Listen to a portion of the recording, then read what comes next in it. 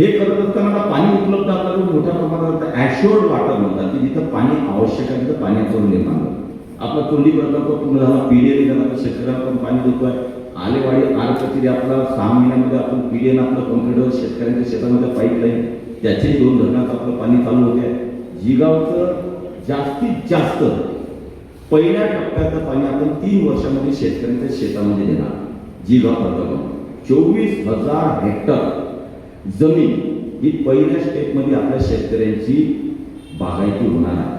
त्याचंही पीडीएमचं टेंडर झालं, 3400 कोटी रुपयाचं टेंडर झालं. त्याची आता आपण पाईपलाईन जिकडे तिकडे पाहतोय. सगळ्यांच्या शेतामध्ये पाईप लागण्याची प्रक्रिया आता चालू झाली.